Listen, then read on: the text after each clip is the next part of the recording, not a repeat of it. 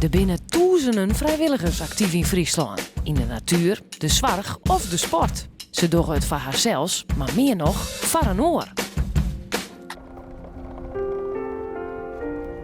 Ik ben Lex van Stekelenburg, ik ben vrijwilliger bij de VPTZ.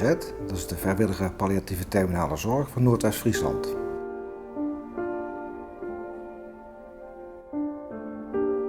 Het werk wat we doen is in principe er zijn voor mensen. En dat zijn de stervende en van de mantelzorgers. Dat kan per situatie heel erg verschillend zijn.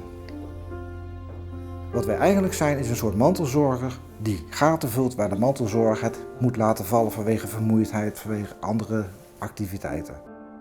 Nou, Dat is wel wat gebeurt de afgelopen tijd. het takelt langzaam af. Ja. En het meest vervelende is nu dat ik uitval heb aan mijn rechterhand en been. Dus Ja. kijk, Ja, daarom kunnen die pijp ook niet meer. Ja, precies. die arm moet zo. Ja.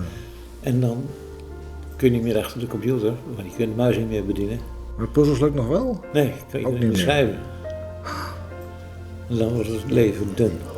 Ja. Dat vind ik niet leuk Ja. meer. Ik kan me er wel bij voorstellen. Dat op een gegeven moment steeds verder achteruit gaat. Dat het lichaam niet meer mee wil werken. Ja. Ja. Wat ik het prettigste aan vind is dat je gewoon het persoonlijk contact met de mensen hebt. Dus je mag binnentreden in iemands leven op het moment dat hij heel erg op zichzelf is. Heel echt is. Dat vind ik heel mooi om daar dus deel van te mogen uitmaken. En het is ook heel eerbaar dat je dat werk mag doen.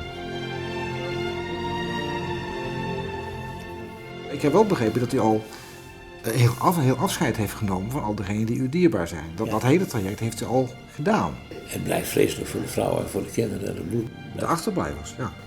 Het blijft pijn doen. Ja. Alleen, je hebt het voordeel dat je met elkaar naar dat punt toe kunt groeien. Klopt.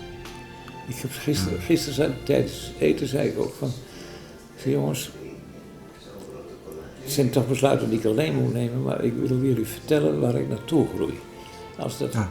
lamme handje blijft en er wordt een lang beentje erbij, dan is mijn maat vol.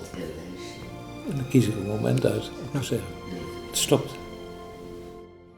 Wij zorgen voor een stukje rust. Dat op een gegeven moment de mantelzorger dus nog een keer zijn eigen gang kan gaan, boodschappen kan doen, maar even zijn zinnen kan verzetten. Van, het is heel zwaar, dat laatste proces, om dat te begeleiden. En die mantelzorger die is daar zwaar in belast. En wij kunnen daar een stukje verlichting in geven. Ik heb bewondering voor datgene wat hij de laatste tijd aan proces heeft doorgemaakt. Dat hij gewoon het hele regie heeft genomen over zijn afscheid. En wel dat hij dus zich nu gewoon realiseert van hoe het lichaam feitelijk aan het aftakelen is, dat hij geestelijk nog heel erg bij me is. En ondertussen knabbel ik lekker aan mijn druif. Precies, ik jat af en toe een druif mee.